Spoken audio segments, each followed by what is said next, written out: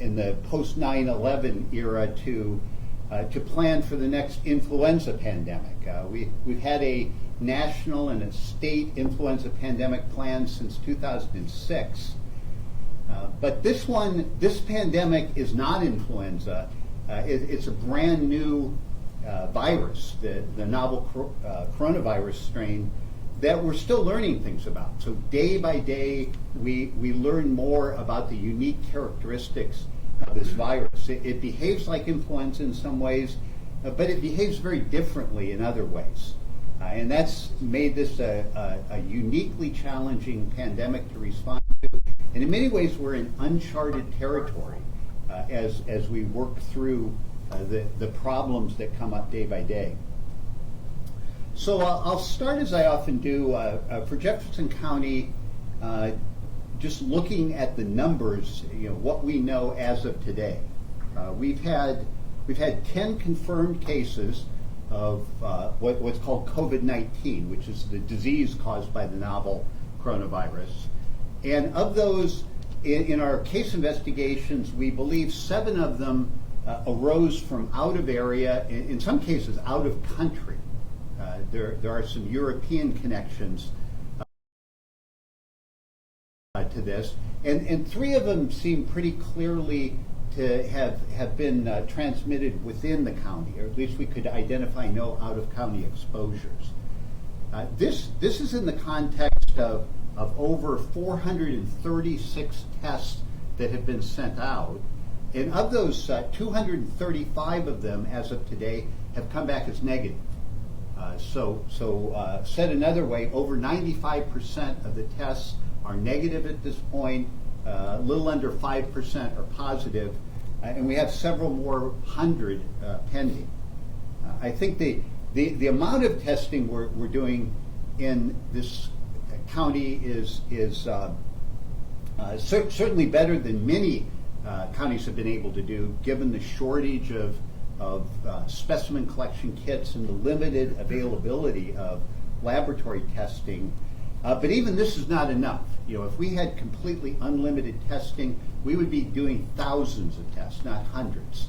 And that's how we would, that would be one of our most effective tools for controlling this, because we would be able to identify the people who are infected, and we would have them isolate themselves for the duration of their illness so that they don't pass the infection on to anyone else. And then we would also isolate all their close contacts, anyone we think may be at risk of getting the infection, and those we would put into a 14-day quarantine. Most of them would not become infected, but those that did become infected would develop their symptoms during quarantine, and in most cases get through their illness and be done with it by the end of that 14 days.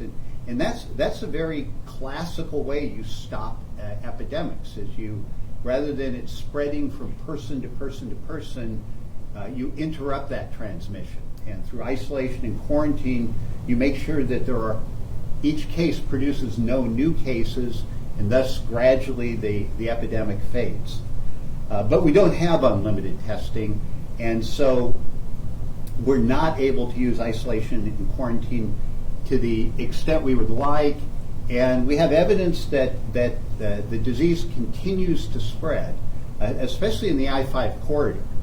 And one of the things that's uniquely challenging about this pandemic as compared to influenza or others is a great many people, it's even possible the majority of people who get this have such mild symptoms or no symptoms at all that they don't even know they're infected. So they're moving around in the community, doing their normal activities, but also spreading the infection. So we can't just go by our testing data. Our testing data really focuses on people who are sick, people who have fevers and respiratory symptoms, and we expect a lot of those at this time of year to be caused by other things. We're still in the influenza season. We have a lot of different cough and cold viruses circulating, and that's yet another challenge with the coronavirus pandemic, is it occurred right in the middle of flu season. and the symptoms of coronavirus, when it is symptomatic, and those of influenza are identical. So there's many challenges. Because of the evidence and the concern for ongoing spread, and the fact that if we let this go unchecked, eventually the 20% or so of confirmed cases that will need medical care would swamp the healthcare system. The so-called surge would be way more than we could handle with our available hospital beds and medical capabilities. And so that's why the governor of this state and a number of other states, a growing number of states, has adopted a extraordinarily extreme and economically costly shutdown, in effect, of our communities. We are now in Washington State, as of a couple days ago, in a full shelter-in-place kind of initiative. We don't call it that. We call it stay home, stay healthy. But essentially what we're doing is anyone who's a non-essential worker is been instructed, really ordered under penalty of law by the governor of Washington State to stay at home and confine any activities outside of home to only the bare essential ones, like getting food or medical care or essential supplies. And we're strongly recommending people who are at risk of complications of this infection. And we know that complications, life-threatening illness can occur at any age, but it's much more likely to occur in those who are over age 60, women who are pregnant, or people who have chronic medical conditions like diabetes or heart disease or lung disease or something that impairs immune function.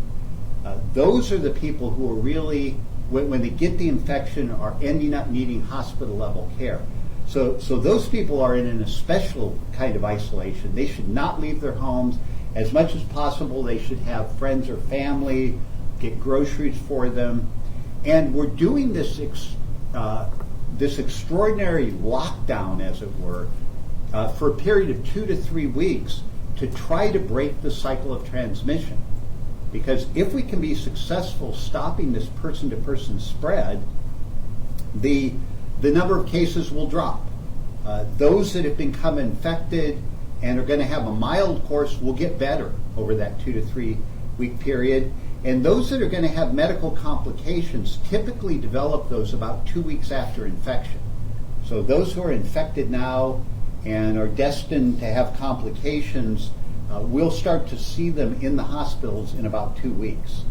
So that's the philosophy behind this, is to radically essential activities that can be done in a safe way, that can be done with social distancing and with people having a renewed understanding of how these kind of diseases are spread.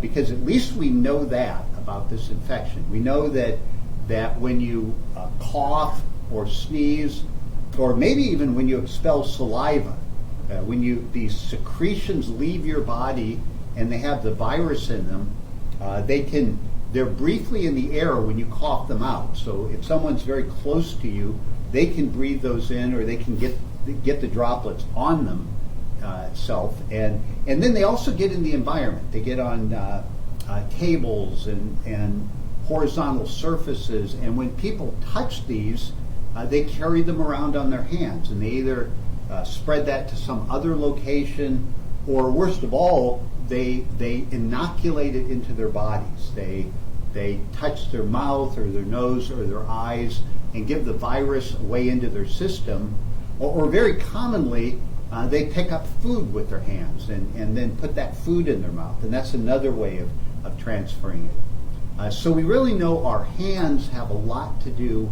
with the transmission of infection, and washing or sanitizing our hands is critically important.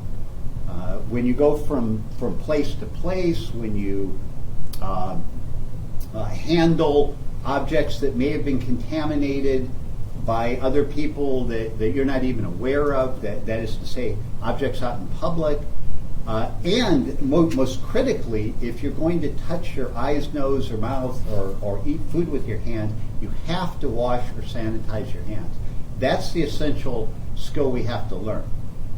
We also have to have more discipline in terms of people who are sick, not going to work, not going to school, although that's certainly moot at this point, and not visiting friends and relatives, especially elderly relatives.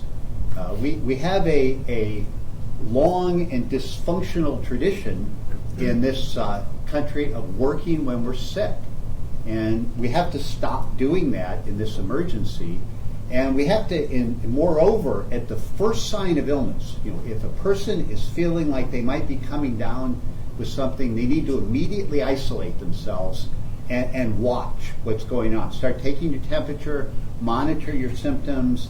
The symptoms of COVID-19 can be very mild, and we're learning all the time. A recent study suggests that diarrhea may be a common, that we're seeing a very peculiar loss of sense of smell and or sense of taste. And that's been verified. We've seen that in this county among cases, is people reporting this sudden loss of sense of smell as their very first symptom.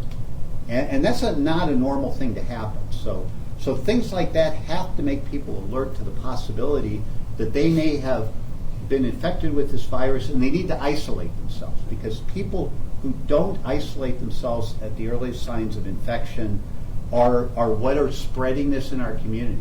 And we need to do everything we can to slow that down so that we can manage the surge. So I've talked about isolation and quarantine, and that just about every day now we're getting new positives. We do case investigations. We identify a lot of contacts who need to quarantine themselves, that is, put themselves in a period of 14-day observation. We're also recommending that anyone who gets tested for this put themselves into a kind of isolation until they get the test results. And moreover, any of their contacts restrict their activities as much as possible.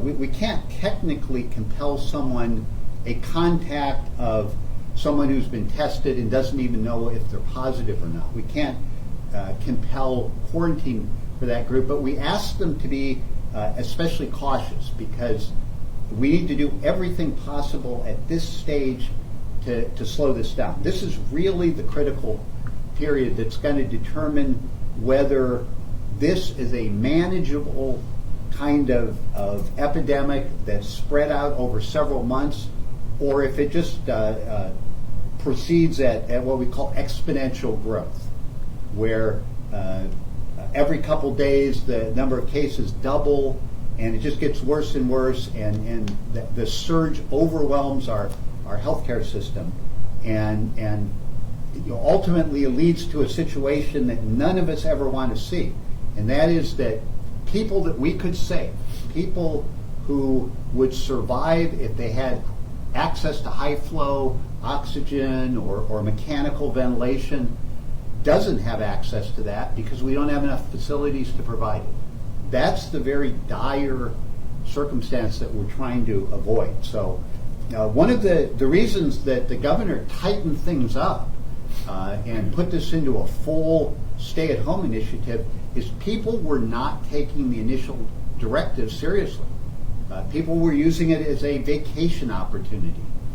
We were seeing the lodges fill up with travelers, and people were crowding the beaches, and we had reports in downtown Port Townsend that people were enjoying the sunny weekend and a day away from the city. And that's not taking this seriously. That staying at home, doing only absolutely essential services is absolutely necessary, because ultimately people don't even know if they're infected or not, and they don't know if situations they might be in out in public have an infection risk or not. There's just extraordinary unknowns in this pandemic, and that's why it's so serious.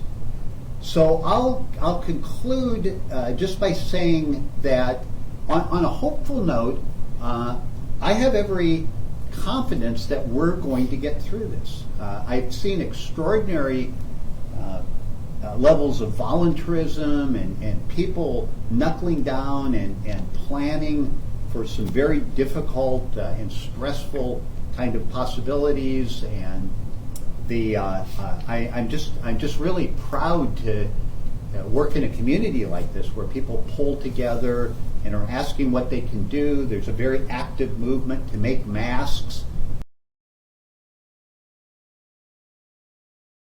because our national supplies of personal protective equipment like masks and gowns and well those two, the gloves actually are not in shortage at this point, but masks and gloves we're now having an international shortage of those, so we have to make our own, and we can do that, and as a community we're coming together in doing it, and I'm proud to work with the Jefferson Healthcare Organization. They've from the very beginning they've been in what we call incident management mode and preparing for this crisis, and setting up a respiratory clinic and then moving that into drive-by sampling. So we in local public health couldn't ask for a better partner, and we're getting the emergency management coordinators and city and county are all coming together to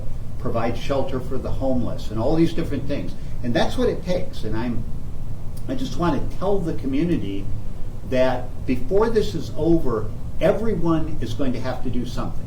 Every able-bodied person who is willing is going to have more than enough work to do in terms of supporting their neighbors, bringing them food,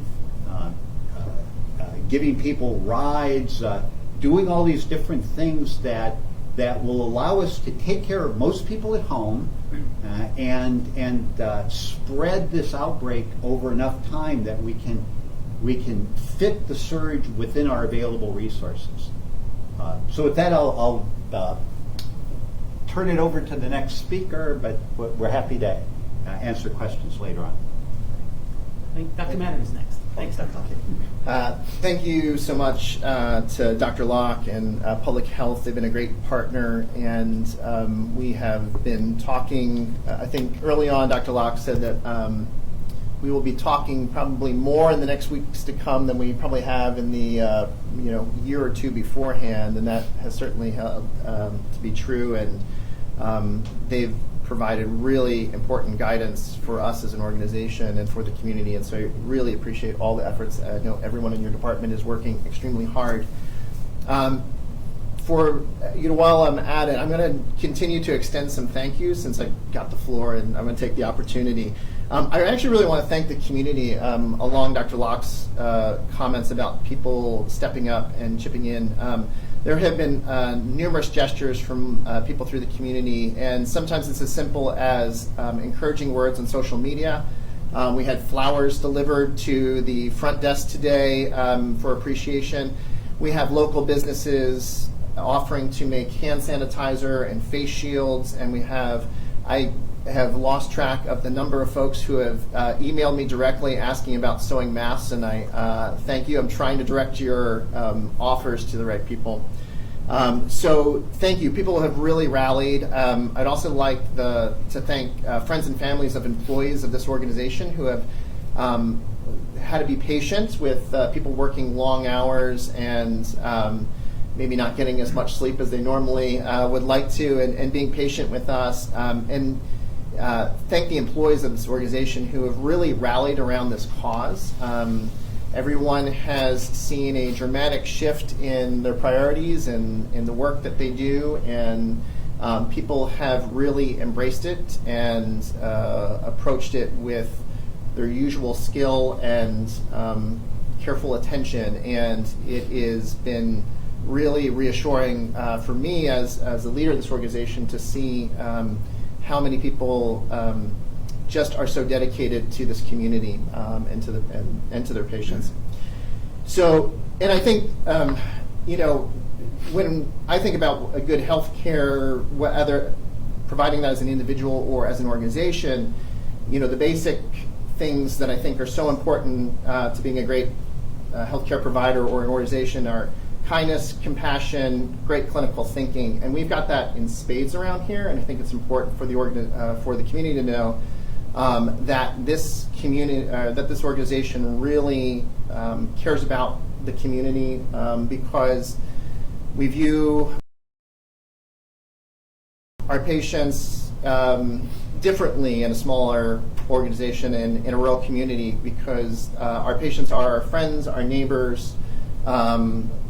We have a personal connection in a way that in a larger area you don't have. It's a different experience as a healthcare provider, and it doesn't matter what department you work in or what role you have.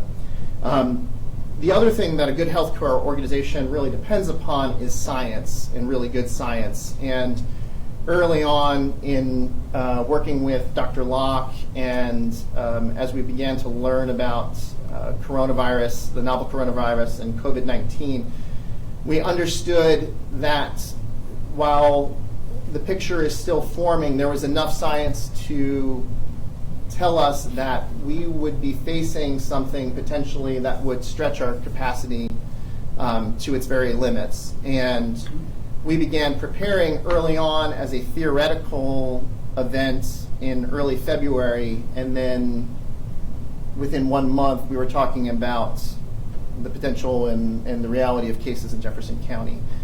And so I'm going to go through what we've been doing as an organization at a high level to prepare and extend that capacity.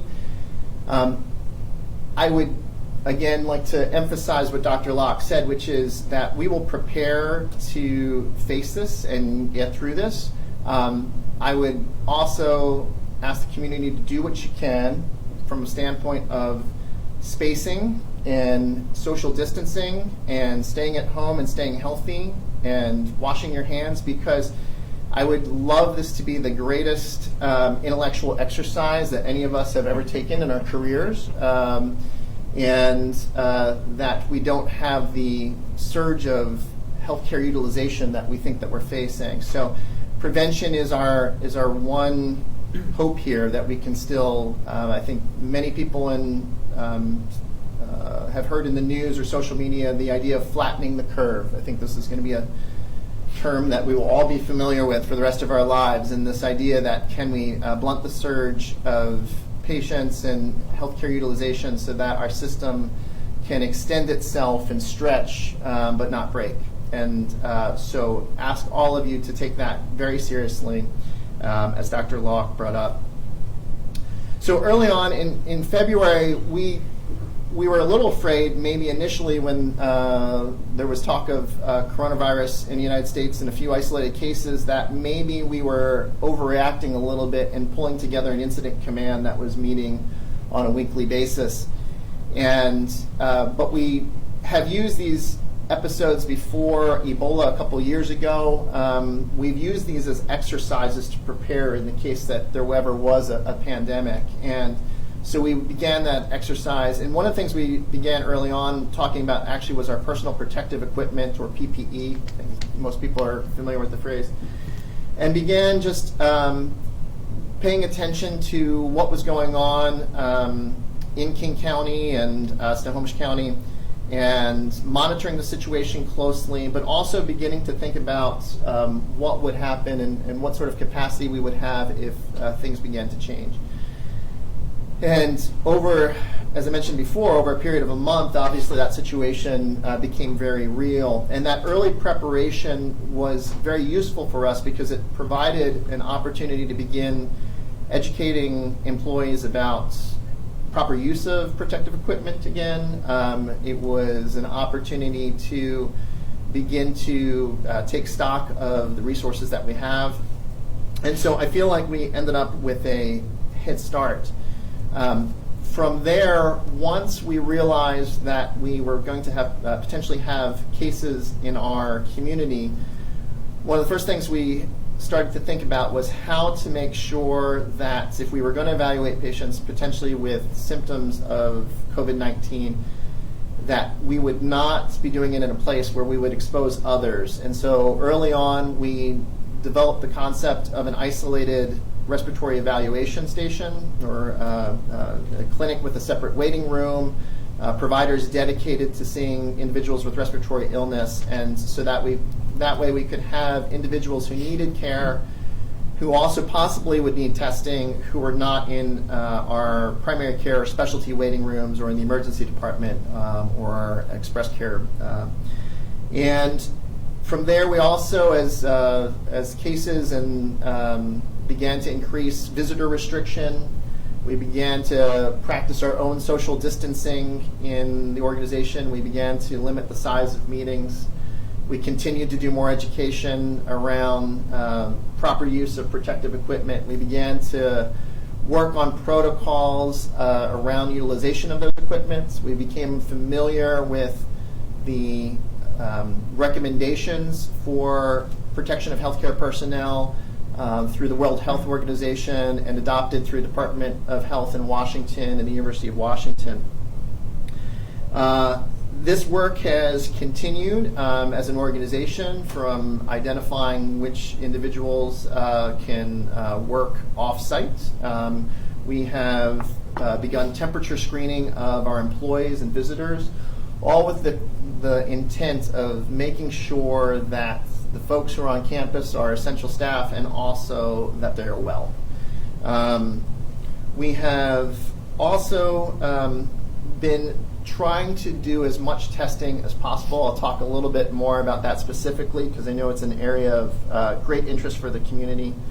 And the other thing we've also begun doing is we've begun interfacing with local facilities, long-term care facilities, and our local nursing home or skilled nursing facility.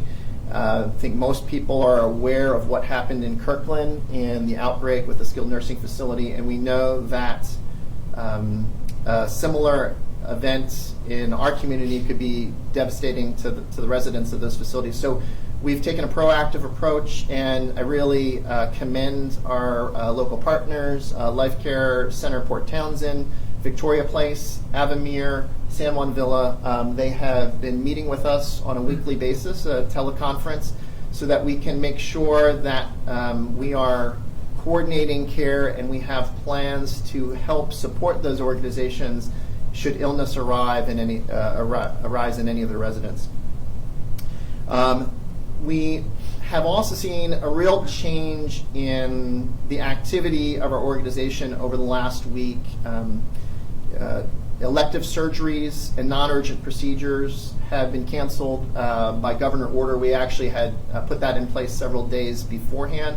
That is both an effort to conserve protective equipment as well as to increase social distancing and decrease unnecessary contacts in healthcare facilities.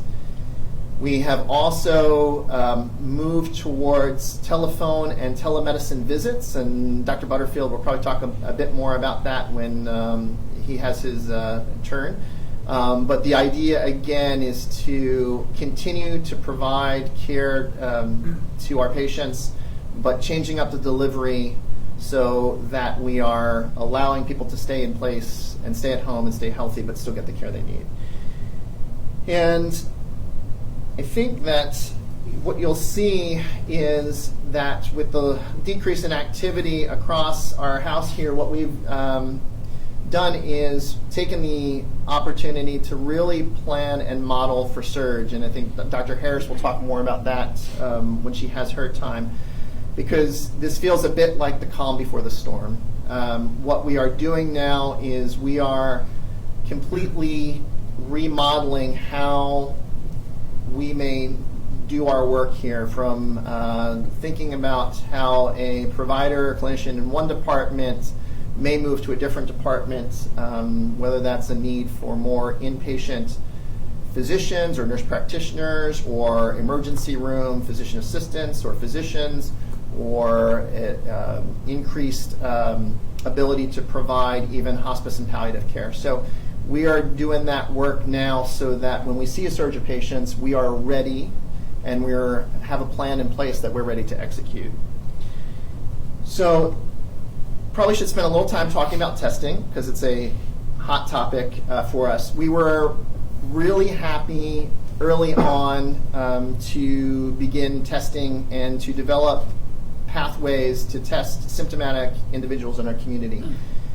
There have been really two barriers to widespread testing, and Dr. Locke can jump in at any point if he feels like I need a little help with this. But the first has been the capacity to run the test, which is that there have only been certain labs. And so initially, I think in the very beginning of all of this, if you had a test result, you'd have to send it to the CDC, or if you had a test that you ran. And then we went to the ability to run a test at the state lab, but only under very strict criteria because the state lab had very limited capacity. I think it was initially 25 tests a day that they could do. So we couldn't send a lot of tests. And then the University of Washington came online, and that really made a big difference because then we had a facility that was pretty quickly able to get up to first a few hundred tests a day, and then I think 1,000 plus a day. And as the testing capacity increased, we began to test more. We were looking for people with that influenza or COVID-like illness, the cough, the fever, possibly some achiness, the shortness of breath, which has been a particular symptom with this illness. And so we've identified those, giving priority to healthcare workers, residents of facilities, individuals in the community, such as first responders or individuals who have community contacts that would benefit from local tracing. And so as we would do that testing, then we would find new challenges, which then became the amount of test swabs around the state became an issue. So we had more testing capacity, and then we had to begin to be careful because there was a possibility that if we used too many of our test kits or swabs, they would not be replaceable. At the same time, University of Washington became swamped, and they began to push back on communities outside the I-5 corridor, and we were placed in what is called Tier 2 testing priority for the University of Washington. And at the same time, private labs began to provide some access. So we moved away our testing from the University of Washington because based on their criteria, we had gotten the messaging that our testing would be slowed going through their laboratory. So we made that change, and unfortunately, with that change, we also saw a delay in the test turnaround time. So that last week, we were looking at 6 to 7 day delays in test results for people who were tested either in any of our settings, whether it was the Express Clinic, or it was the drive-up testing, or it was our respiratory clinic. So it has been a difficult situation because we've tried to be nimble in finding opportunities to make use still of University of Washington and make use of the state lab in certain situations, but we can't send all of our testing through University of Washington right now. So while they will give us some prioritization for certain categories, including healthcare workers, for the general population, we don't necessarily have that same turnaround time. The good news has been that the private lab that we have been working with seems to have gotten through some of their initial capacity issues. They seem to work through that. And now what we're seeing is that they are able to get more of a 3 or 4 day turnaround time, and we're hoping that's going to be sustained. It would be ideal for us to see 24 to 72 hours right now is where we want to be. And we're going to continue to work with our partners to try to get that. The best solution actually is going to be to do the lab testing on site in our own laboratory, and we actually have line of sight on this. We have the machine, and we are waiting for the reagents to run the testing and then the certification of our equipment.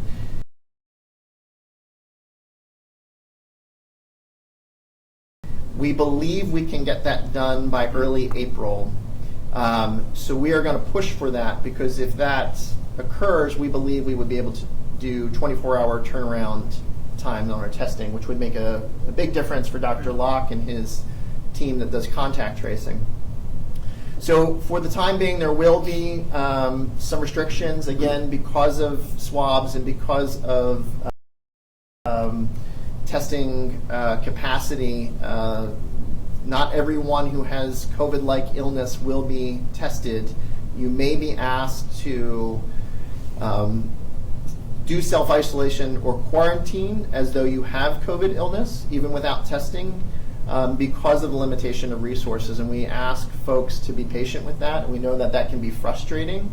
And it's not our ideal either. And we're trying to hopefully get to a better solution where anyone who has suspicious symptoms, we're testing and doing the contact tracing that we can. But right now, for our resources, we're trying to do the best that we can. That's probably, I'll stop there because I think I'm going to let Dr. Harris and Dr. Butterfield go into a little more detail in their areas, and then I'll be happy to answer some questions at the end. Great. Dr. All right. Butterfield, all right. Thanks, Joe. So I'm going to really focus on the medical group response and specifically focus on the ambulatory clinics. And I think when I talk about our response, we're all in on COVID-19 right now, but at the same time, it remains critically important to us to be all in on the rest of our patients' non-COVID essential care as well. And if that sounds like a lot, it is a lot. And I think Joe thanked some people, and I want to just say that the amount of work that we've needed to do, we couldn't do without tremendous cooperation across the administration, and I'm really proud of being part of that team. And then my administrative partners, Jen Wharton, Jake Davidson, Jamie Hubler, and Jesse Michaels, who have all been working long hours to make some of this stuff happen. And then, of course, our staff and our provider group, who have been tremendously flexible as we've opened one after another new services, and have been willing to step in and really stretch themselves. So what does all in look like for our medical group response? Well, it started with a nurse COVID hotline, which is now 7 days a week. We have nurses that have volunteered to work on the weekends, and we're answering over 200 calls a day. Questions from our community, and this is really important to us. We don't want to replace the CDC or the Department of Health for information, but we do have information specific to our community and specific to our individual patients' questions, and this also acts as our triage line to help you know whether symptoms you have are things that you should be concerned about, and if so, what the appropriate way for you to seek access is. Because as Joe said, one of our real goals was to keep respiratory illness out of our primary care clinics, to keep that a safer space for other primary care needs, and at the same time to be able to make sure the people that needed to be evaluated were evaluated. And so, as Joe also mentioned, early on we opened a respiratory evaluation station, and this was really pretty amazing. It was something that we decided to do and made operational in about a week. And at times we are seeing more than 30 patients a day with respiratory symptoms there. Again, I think important that we're keeping some of our other spaces safer. And also, I think this clinic has really enabled us to have a real consistent message about what we want you to do if you're ill. I think it's important that we specify this isn't necessarily a testing station, and so there are many people that we are going to see at this evaluation station that won't be tested. And there are people that might need to be tested that we don't actually need to evaluate. So that's really where our nurse hotline helps, and we have a pretty well delineated algorithm that works through that. And the idea being, if we would think based on your symptoms that you would need to be seen within 24 to 48 hours, we want to see you in this clinic. But you might very well have mild symptoms that we're still concerned about, and it would be very appropriate, as Joe said, to stay home in those situations and to self-isolate and to make sure your family was doing the same. Our next level of service was our drive-through testing center, which we actually opened within a few days of deciding to do it. As I said, this is really a site where we are testing but not evaluating patients' clinical status. That would be done on the triage hotline.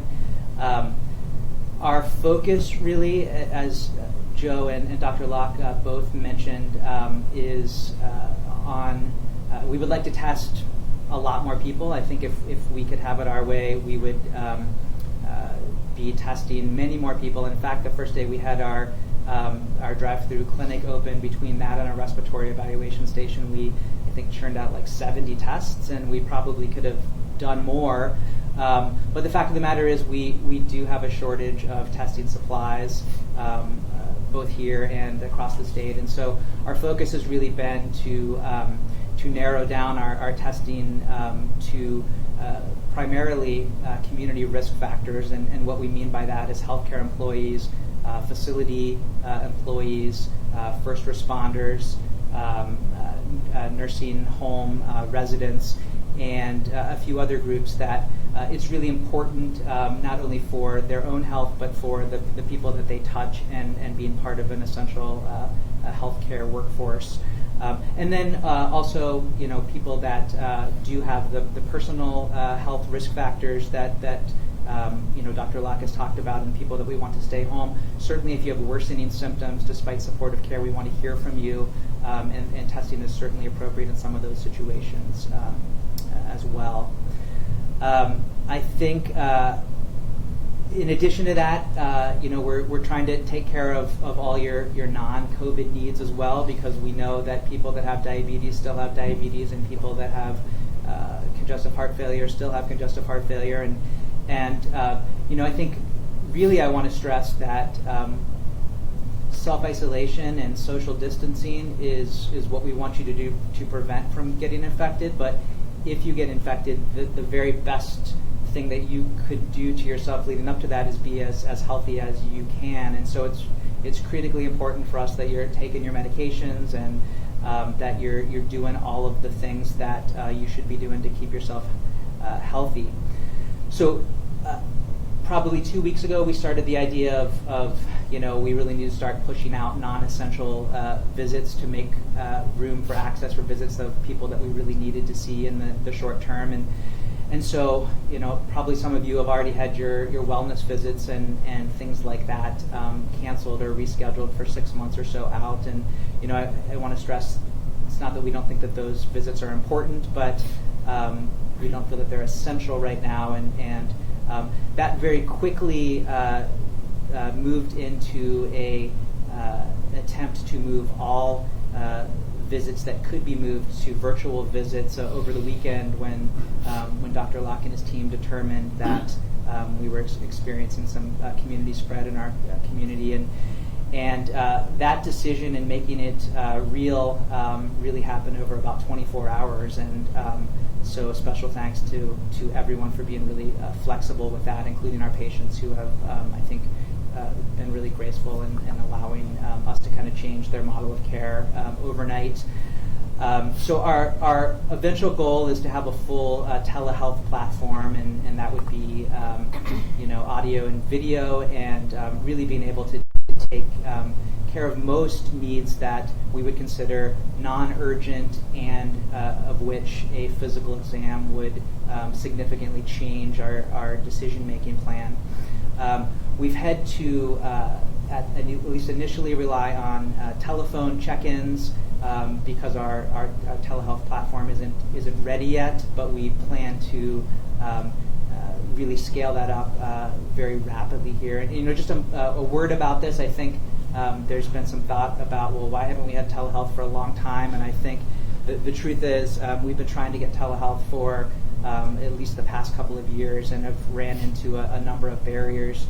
both with our EMR and some reimbursement structure. And the great news is that some of those barriers have come down because of this, and we are moving faster, and we are confident that we're going to have a full telehealth platform very soon, and that will be across all of our specialties. And again, we'll be dealing with things that we feel are essential right now, but you should be able to access all your essential healthcare needs in that regard. And then again, this doesn't mean we won't be seeing some people in all of our clinics. Urgent visits, things where we feel like a physical exam is really necessary. We are going to try to keep these spaces as safe as possible so that we can do those visits for you. But you really need to trust your individual clinician about which of these types of visits is best for you at this time in this situation. And please follow respiratory precautions. Don't come into our clinics if you have any of those respiratory symptoms, if you feel ill at all, because it would. We're really trying to keep those areas safe for our staff and our patients. And then one last plug for keeping yourself healthy. Again, try not to get infected, but take care of yourself, eat well, sleep well, take all your medications, because those are the things that we know that are going to give you the best chance. Great. That's all I've got. Dr. Harris. Oh gosh, I don't know if this is a save the best for last moment. Or Absolutely. If this is, I just say ditto Absolutely. to all the rest of the stuff that everybody already had to say. I was taking notes as I was going around thinking, well, that thunder was stolen. Let me see if I can come up with something else. So my role is really to give the inside the hospital perspective on our planning that we've been doing throughout these weeks that have been in the past, and just to echo the gratitude that I've heard from my colleagues and from everybody in the room. It would be impossible for me to list the names of people that have come together in this organization to make this place work and function in a better way. So I'll just begin with that. I don't think there's any single individual, but a whole handful of MVPs that then just expand throughout the organization. And I will echo the gratitude for Dr. Locke, who has been available to me personally. I have a cell phone, don't tell him that. But also to the organization to really help us navigate some of these tricky situations. So the hospital itself, the planning that we've done in the last few weeks has been really focused on the outpatient side. Why is that? Because we're not seeing the numbers yet in the hospital. I'm going to start knocking on things loudly. Certainly as the pandemic spreads and we see more patients here that are perhaps less sick, that 2-week mark will come that Dr. Locke has talked about, when the more severe symptoms of that disease will come to our hospital system. And that's what we're focusing on expanding to. I'm hearing that I'm not loud enough, so I'm going to scooch closer to the mic. I think that might be the first time I've ever heard that in my life. So the focus has really been on expanding capacity. How do we fulfill the commitment to this community that says when you're sick, we'll be here for you, kind of come what may? And so the details are, we're a tiny little hospital as far as hospitals go. We have 25 inpatient beds that allow us to take care of that many patients at any given time. Task one was to frankly increase that capacity, turn the space that we have 25 beds to double if we can. And so if you walk into the hospital, and I really, really hope you don't have to, this place is going to look a little different. The first thing that you may see is a big tent outside the emergency room and outside the express care clinic with a funnel toward that space that basically says, come to me if you have symptoms, if you're a patient to be seen here. The idea is that we can funnel ambulatory patients or patients that are coming to be seen and put them in the appropriate spots. In other words, through a triage assessment, try to identify very rapidly, where are you on the order of sick? Do you have questions that we can answer without bringing you into the confines of the hospital at all? Is this truly an emergency situation that needs to be rapidly triaged to the emergency room? Is this something that's more of a respiratory clinic place, and can we send you down that pathway? Did you sprain your ankle really bad and maybe need to be seen by some guy that knows musculoskeletal systems really well? And how can we help you navigate that that care and get the appropriate care in the appropriate place. Why are we doing it all this way? Because the singular goal is to do the greatest amount of good for the greatest number of people that we can. The insides of the hospital itself, the work really has gone into how do we protect our staff and how do we protect our patients when the surge comes. And I say when the surge comes because we will certainly have hospitalized patients with COVID-19. The hope in flattening this curve is that y'all don't come at the same time. So work has gone into, where does the first COVID-19 set of patients go? How do we cohort patients and separate patients who have it, COVID-19, and those who don't, but who need to be hospitalized for other reasons? You're allowed to get acute appendicitis right now and need to have your appendix out. We will forgive you for that if you need us for that. But we don't necessarily want you to be in the same place in the hospital as those that are coming in with this infectious disease. So we're separating off the rooms and the corridors upstairs into different kinds of units, planning for how do we accommodate the illest of the ill patients and cohort them together. How do we keep, again, the healthier patients, which sounds strange when you're thinking about folks that need to come into the hospital, the healthier of the sick patients into the other places. That also becomes incredibly relevant in preservation of this incredibly scarce resource of personal protective equipment, or PPEs. So you're going to see folks walking around the hospital looking like we're in hazmat gear. I can see how that can be dehumanizing in some ways, both for you as the patient, but for us too, as the doctors and the nurses. It's all for our protection and also for yours to keep this infectious disease as contained as we can.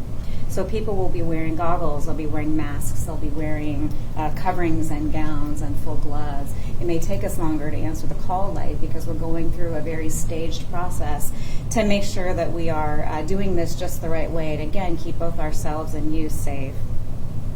We're taking over sections of the hospital that have been previously used for different things. So our elective surgery volumes now are down. What that means is we're taking over that space that we would have held folks coming and going from surgery and turning those into hospital beds. We're turning the PACU, or the post-anesthesia care unit, into another place like an intensive care unit. We're turning the surgery waiting room into something called a discharge lounge.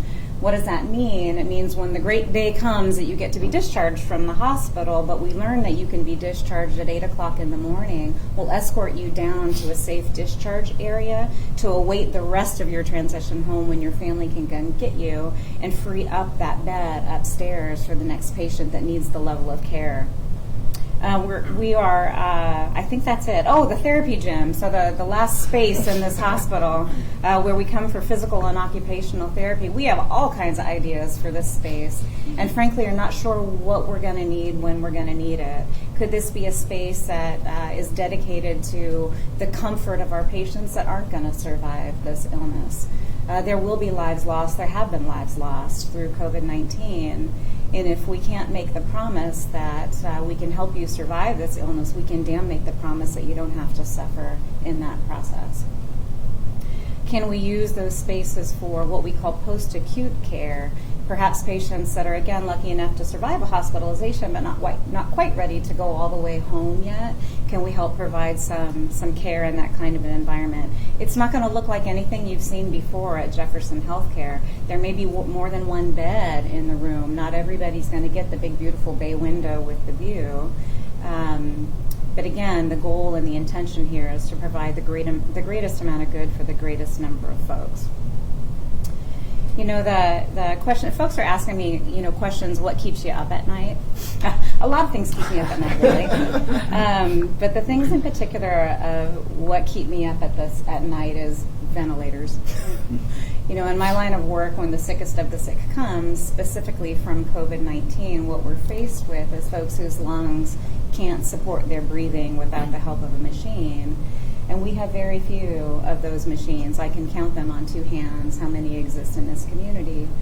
And what that means is that for me as a doctor and for the nurses on the team, there's going to be those lives that we're unable to save. And it's those conversations that keep me up at night. And it's facing the real human loss that we're going to be seeing with this epidemic as it comes. PPE is the second thing that keeps me up at night, and that's that personal protective equipment. You know, we're seeing pictures in the media, we hear stories all around, certainly in the doctor and nurse communities on social media. We see folks operating without the kind of gear that is needed. So I would just echo Dr. Locke again in the gratitude for the masks that are coming our way. We're getting darn creative in how to use these things. And admittedly, I'm a little peeved that we have to in the United States, in a first world country, in the year 2020. And here we are, so we'll move on. You know, coupled with that, people also ask kind of what gives me peace in this whole situation. And the honest to God truth is it's the individuals that make up the care team in this community. It is the sheer numbers of folks that we're hearing from that have been healthcare providers that are in retirement that are asking the question, how do we help? It's the doctors and the nurses and the techs and the cleaning folks and anybody who's patient facing that are rising to the calling of serving this community. And it's completely awe-inspiring. So that gives me a lot of hope. I get a lot of peace with the outpouring of community support. I get a lot of hope and a lot of peace out of knowing that every single one of us in this community has a role to play. And that role can be as simple as just staying home if you're sick and washing your hands. You know, that role can be doing your part to shelter in place. That role can be in aiding your neighbors and delivering food to folks that need to be quarantined for a while. That role can be in volunteering with our emergency operations committee and serving on a pool to serve this community.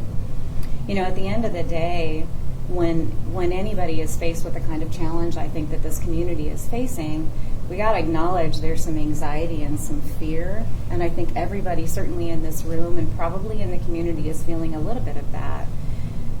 And we're stepping into this challenge anyway. You know, courage in times like this really isn't defined by the absence of fear. It's by stepping up and doing what you need to do despite the fear. So that's my hope, is that's what I see around me, is stepping up and people, again, just responding to the calling of being a healthcare professional. So at the end of the day, the truth of the matter is every single one of us is all in this together, from administration to staff, to the medical staff, to the nurses, to the EVS, to the techs, to the community, to the grocery store workers, to the teachers who desperately want to be with their kids, to the children that are driving their parents nutso because they're home and bored. We're all in this together, and so I guess the ask from somebody who's very much on the front lines is let's give each other a little bit of grace and let's just be kind to each other. All right. Thank you, Dr. Harris. Okay, Brandy, I think, has been generating questions. Do you want to share them? We have a lot. So for people going out to grocery shop, etc., are you recommending that they wear a mask, homemade cloth or similar? Do you want to? Yes, I'd That's like you, to take Dr. that. Locke, yeah. So the question asks, for people going out to grocery stores, should they be wearing a mask? And I'm even going to amplify that and say, should they be wearing a mask and or gloves? And to answer that, you first have to ask yourself, what is a mask good for? And it's really two things. Masks are used by healthcare workers to protect themselves from infection. And different kind of infections need different kind of masks. So what we call droplet spread, which is the way we think coronavirus is spread, requires at least a surgical mask. And then there's some kinds of masks that are necessary for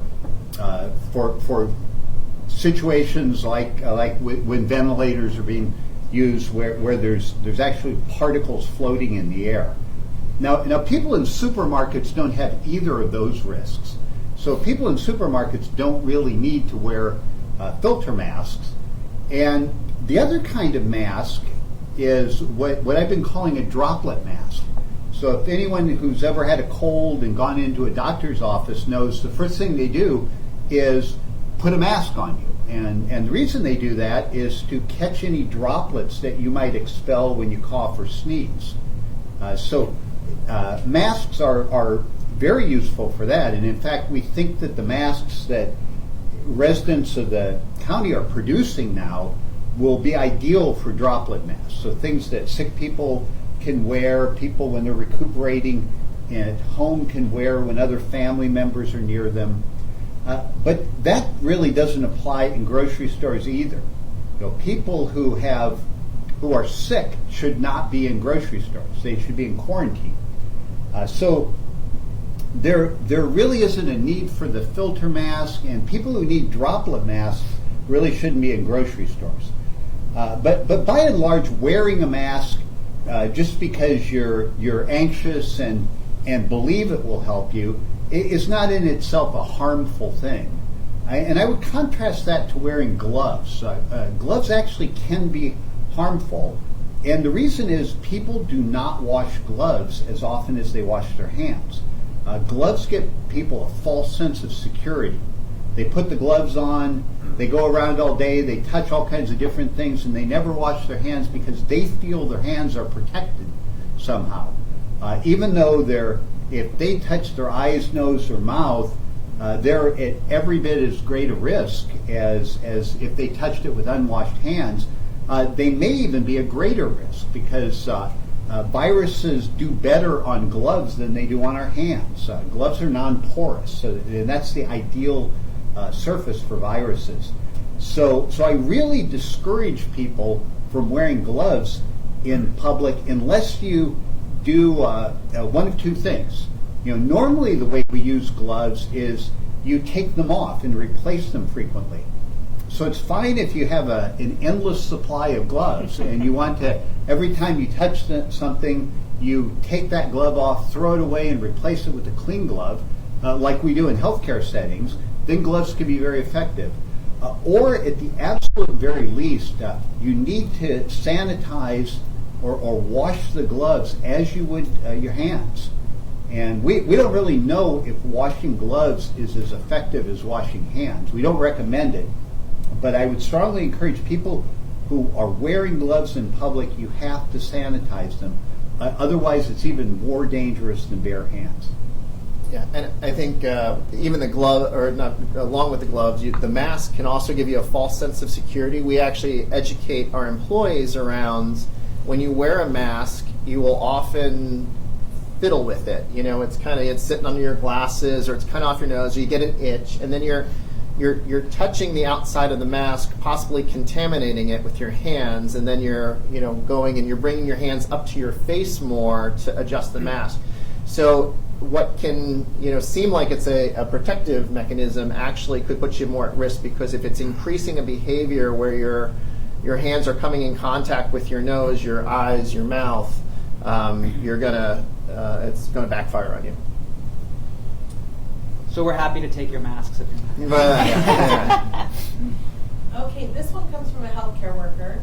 Should we assume that all people are potentially infected? So that's the first part, and then there's a second part. So I'll let you answer the first part. Dr. Locke, these are you and These are really are. I know. Well, in a sense, that is the fact is that not everyone is infected. In fact, only a small minority are, but we don't know who that small minority is. So I think that if I'm understanding that correction, you assume the worst. You assume that everyone that you do not know for certain whether they're infected or not is in fact infected. Is a good policy. That's why we recommend 6 feet.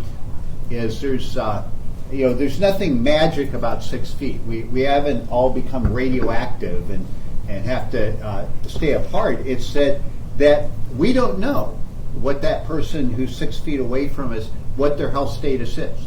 And so we do know that 6 feet is a protective distance. If that person should suddenly cough and droplets come out, they will fall to the ground before 6 feet. They'll actually, almost all of them will fall to the ground in about a 3-foot radius. So that's what that's all about. But I think definitely when you're out in public, it's not a bad idea to assume that everyone is potentially infectious, because something that's unique about coronavirus is how many people have it and don't have symptoms of it. So you can't tell by what they look like, and you can't even tell, people who are coughing or sneezing can be doing that for many different reasons. They can have allergies, they can have asthma, so you just can't tell. And assuming the worst, I think, is a protective behavior in the situation we're in. Now, I will say, as a healthcare worker, this is the reason why we're supposed to wash our hands every time we go into the room or come out of the room. It doesn't matter whether it's COVID season or not, because there's always a chance when you're in healthcare that the person in front of you has a contagious disease. And you're right, you don't know the symptoms. I think one of the things that's, and Dr. Locke, maybe you can comment on this, for the person who is asymptomatic, this idea, though, of if they're not having cough, the risk of them actually spreading just from distance compared to the importance of the fomite spread, or that contact of I touched something that they've touched, or brought it up to my face. And that's where the hand washing and the good hand hygiene comes in. And at this point, we don't need every healthcare worker wearing a mask, because for every patient encounter, particularly if they're not having symptoms, correct? Yeah, absolutely. Masks are for those real close encounters. Healthcare workers have to get close to people to provide care. So they have to be within that 6-foot zone. But most of us can stay out of it. And the hand washing is probably the most important thing, especially when you're out in public. And then we do have a set of behaviors that occur among very close contacts. So family members, if they share glasses or utensils, or are not careful about those practices, we can see transmission in those household settings. But out in public, it's really about maintaining your distance and using impeccable hand washing practices. And can I add one more question, or clarifying question, is the idea of a high-risk exposure. One of the things that our organizations get guidance about is what is a higher risk versus a lower risk exposure. And could you comment a little bit about the duration of contact if someone doesn't have a mask and later is found out to have infection, the idea of distance and time? Yeah, and it's complicated. We do these case investigations all the time, and we try to weigh a lot of different factors, because it's how symptomatic someone is and how prolonged the contact is. But some of the general rules, we use, if people are very symptomatic, coughing with fever, we assume they have a lot of virus in their droplets. So people who are exposed in that 6-foot radius, especially 3-foot radius, people who are exposed without a mask, that's a high risk exposure. When there's close contact, just being near someone, and the period that exceeds 15 minutes, we start to get concerned. And that's just an arbitrary number we use for close contacts. And because there are so many different unknown variables with coronavirus, that we in many ways we err on the side of caution. We consider, for instance, people are probably contagious 2 days before they develop symptoms, and we don't know that for sure. But that's what we're using at this time when we are looking for people who are potential contacts. And then we look at some other things too, like traveling together in enclosed vehicles, or if you're spending time together in a room that has poor airflow. Those could be factors as well. We understand if we have mild symptoms, we should stay at home. What more serious symptoms should we call about, or at what point should we call or come in? Yeah, I can take that. So I think, first of all, if you have mild symptoms and you're wondering whether you should come in, you can certainly call the nurse hotline, and that's their job, is to help walk you through that. I think generally, if you start to develop any shortness of breath, that's something we certainly want to hear from you about.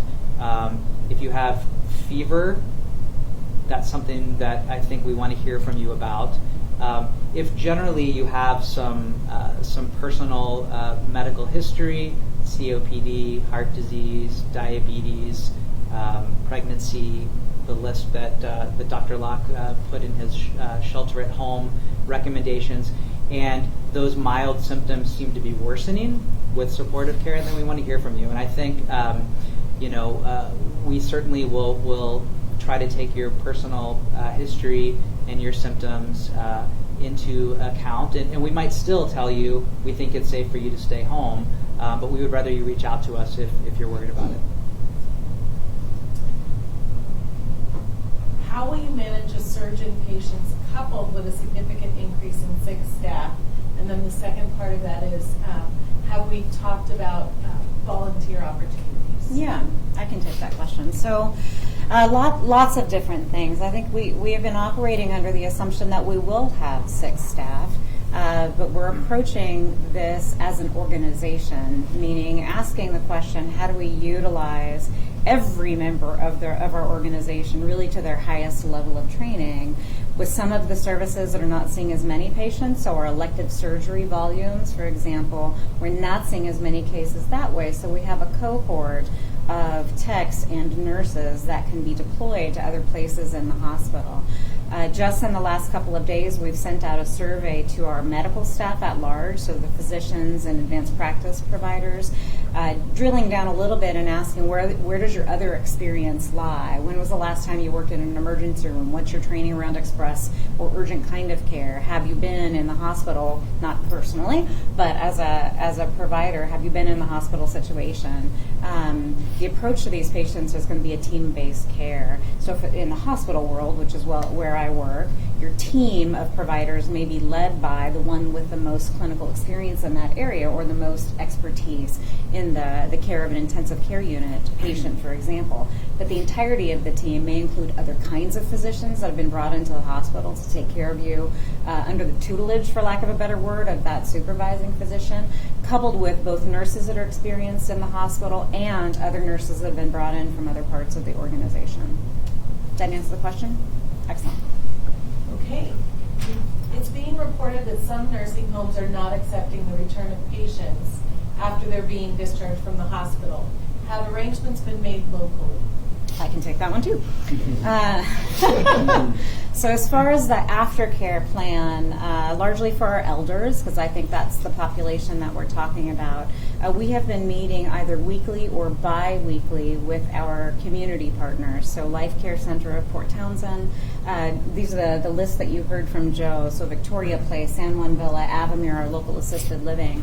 And we get an update on their capacity. We've been partnering in ways so that they can plan to keep their residents in place if they need to. They are also cohorting patients or plan to when and if the virus comes to their facility. So it's really a living partnership that we have with these guys. So to answer the question, are there some skilled nursing facilities or other facilities that are, quote, refusing to take their patients back? That hasn't been our experience thus far.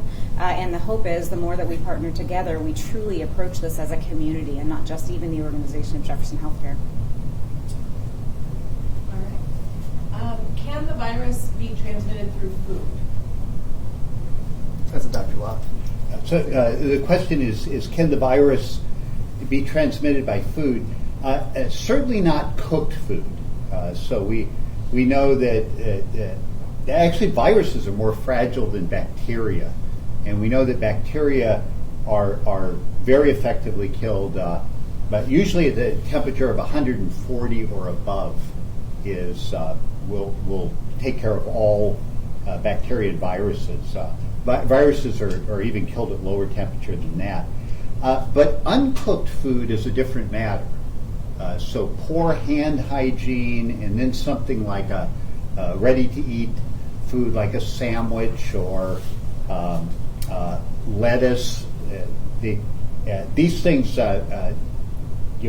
COVID emergency or not, there should always be good hand hygiene when it comes to food handling, especially foods that are not going to be cooked. We don't think this is a major transmission pathway. We think that the virus more likely gets in through the nose or the mucous membranes, not the stomach. But we really don't know, and it is a risk factor. So people who prepare food that's ready to eat with unwashed hands could potentially transmit the infection. Thoughts about blood testing for antibodies to find people who have unknowingly had the virus?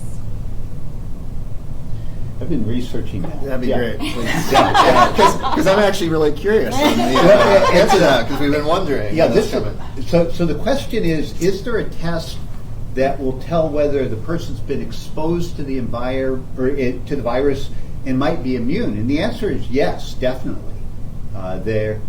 This virus, like most, induces two antibodies to form in the bloodstream. What's called IgM, which is the first one to show up, and usually disappears after a matter of days to weeks.